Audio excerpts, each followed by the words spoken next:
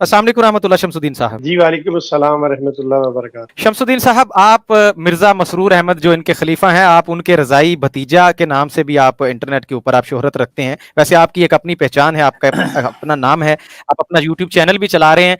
आप बताइए, सेम वही क्वेश्चन लेकिन एक्सपीरियंस आपका। जमात कहती है और आपके चचा जान ये भी कहते हैं, ओ जी हमें जो छोड़ गया वो बस बर्बाद हो गया, उसकी दीन दुनिया सब खराब। शमसुद्दीन साहब माशाल्लाह पीछे किताबें भी पढ़ी हैं, स्टडी जारी है, यूट्यूब चैनल भी चल रहा है, घर बार बाल बच्चे सब कुछ चल रहा है, फिर ये जमात का मौकफ ये किस खाते में?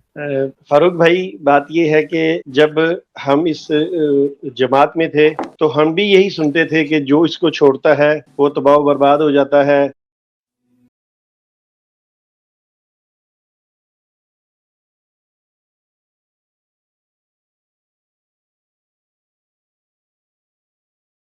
और पत्ते जो हैं वो झड़ जाते हैं। तो मैं कादियानियत की तरफ से लोगों को तबलीग किया करता था, और जहाँ पे अल्लाह ने मुझे इस्लाम की दौलत दी है उसमें भी मैं एक बंदे को तबलीग ही कर रहा था जब उसने मुझे बुखारी शरीफ पढ़ने के लिए दी। तो जब मैंने बुखारी शरीफ को पढ़ना शुरू किया तो अल्लाह के नबी करीम सल्लल्लाहु अलैहि वसल्लम फरमाते हैं, कसम है उस जात की जिसके हाथ में मोहम्मद रसूलुल्लाह सल्लल्लाहु अलैहि वसल्लम की जान है कि जरूर बिल जरूर तुम में ईसा इब्ने मरियम नाज़िल होंगे। तो जिस तरह तमाम कादियानियों को ये कीदा है कि ईसा अलैहिस्सलाम जो है वो फौत हो चुके हैं और अल्लाह के नबी कसम खा के फरमा रहे हैं कि वो वापस आएंगे, तो यहाँ से टर्निंग पॉइंट जो है वो आगे चला और अल्लाह ताला ने अल्हम्दुलिल्लाह सुम्मा अल्हम्दुलिल्लाह जब थोड़ी तहकीक आगे चली तो अल्लाह ने मिर्जा गुलाम कादियानी की गुलामी से निजात दे दी और आका करीम सल्लल्लाहु अलैहि वसल्लम की गुलामी अता फरमा दी। तो बहुत लोगों ने, बहुत मेरे खानदान वालों ने, चूंकि मेरी जो रिहाइश थी वो असल में बेसिकली चिनाब नगर रबुआ की, जो पाकिस्तान में इनका मरकज है, ये तकरीबन बहुत सारे जो मुरब्बियान हैं ये खुदामुल अहमदिया से पढ़कर आगे जाते हैं। तो मुझे भी लोगों ने बहुत कहा कि तुम ये हो जाओगे, तुम वो हो जाओगे, तुम्हारा जो ये खिलता खिलाता चेहरा है ये इस पे वो जिस तरह ये कहते हैं कि जी वो बिगड़ जाएगा, फलान हो जाएगा, नौज़बिल्लाह लानते पड़ जाएंगी। मगर देखिए 7.5 साल के बाद आज मैं आपके सामने बैठा हूँ और पूरी दुनिया आपके चैनल के जरिए मुझे देख रही है। तो ये सबसे बड़ा इनका झूठा होने का सबूत है कि अल्लाह के फजल से हमें कुछ भी नहीं हुआ।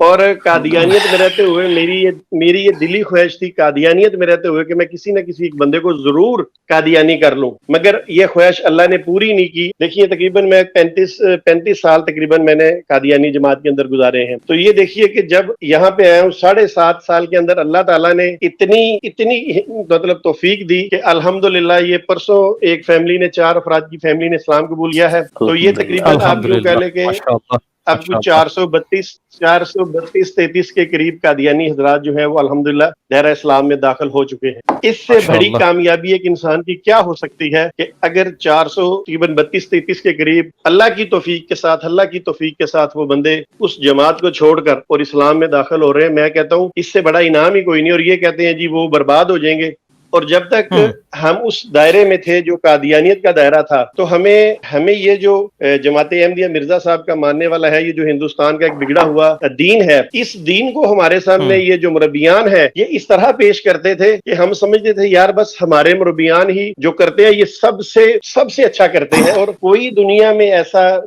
बंदा नहीं है, कोई मौलवी ऐसा नहीं है कि जो हमारे मुरब्बियान का मुकाबला कर सके, उनको दलाइल की दुनिया में शिकस्त दे सके।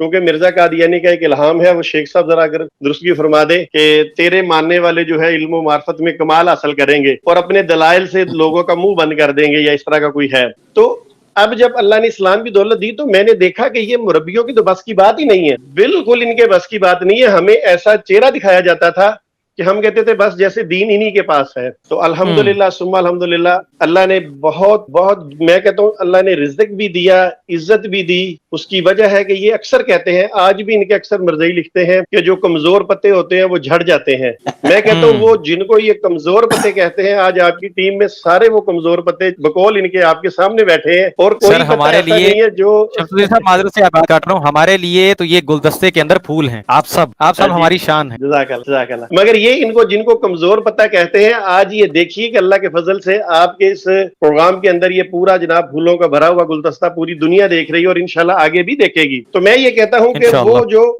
कहते हैं ना कि कमजोर पत्ते, वो कमजोर पत्ते उस मजहब के अंदर थे, जो ही इस्लाम में दाखिल हुए हैं تو اللہ نے ان کو کیسا طاقتور بنایا ہے کہ ماشاءاللہ دیکھیں ماشاءاللہ پوری دنیا میں لوگ ان کی عزت کرتے ہیں اور وہ اللہ کے دین کا کام کر رہے ہیں. تو شمس الدین یہ صاحب جو ایک چیز میں آپ سے جاننا چاہوں گا کہ جب آپ اس قادیانی جماعت کے اندر تھے تب آپ نے دیکھا ان کا جو چندے کا جو سسٹم ہے اس کے اندر وہاں پہ کیا چیز پائی جاتی تھی، اور جب آپ اسلام کے دامن میں آئے ہیں یہاں پہ آ کے آپ نے کیا دیکھا کہ اسلام کے اندر جو ڈونیشن سسٹم یا یہ ہے اس کے اندر اور اس میں کیا فرق؟ سر اس میں فرق یہ ہے کہ جب وہاں رہتے تھے نا تو اکثر کچھ آپ اگر جب میں قادیانی تھا تو کچھ میں انڈین موویز دیکھتا تھا تو وہاں پہ اکثر یہ لوگ دکھاتے تھے کہ جی وہ جو بڑا ڈون ہے وہ اس کے بندے جاتے ہیں اور وہ ان سے چندہ لیتے ہیں، وہ ٹیکس لیتے ہیں، جگہ ٹیکس لیتے ہیں.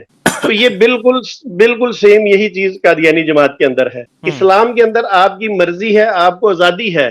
پابندی اگر ہے تو وہ صرف زکوٰۃ کے بارے میں ہے، وہ بھی ان لوگوں کے لیے جو صاحب نصاب ہے، جو زکوٰۃ کا بالکل ان کے لیے ہے کہ وہ دیں.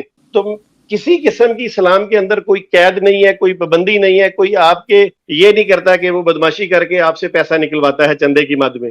آپ جتنا کوئی دیں گے پابندی آپ نہیں ہے کی شمس الدین مرضی. صاحب، تھینک یو سو مچ، جزاک اللہ. کوئی پابندی نہیں ہے اسلام کے اندر، ایک اوپن فضا ہے اور بڑا آزادانہ ماحول ہے، یہ کہنا ہے ہمارے محترم شمس الدین صاحب کا. شمس الدین صاحب لاسٹلی آپ کا بھی اس کے اوپر لوں گا موقف کہ آپ نے بیان کیا جس طرح سے، اور مجھے پچھلے دنوں بات ہو رہی تھی، میرے ایک بڑے پیارے دوست ہیں، میں نام نہیں یہاں لوں گا، ان کے تھرو بھی ہوئی اور ہم نے پھر چینل پہ بھی یہ چیز دیکھی. بہرحال وہاں سے پہلے مجھے خبر آ گئی تھی کہ کافی ساری راتیں جا کے ایک قادیانی فیملی کے اوپر آپ نے کام کیا، ان کو آپ نے وہ چیز گائیڈ کیا اور الحمدللہ اس کے بعد وہ اسلام کے دامن میں آئے.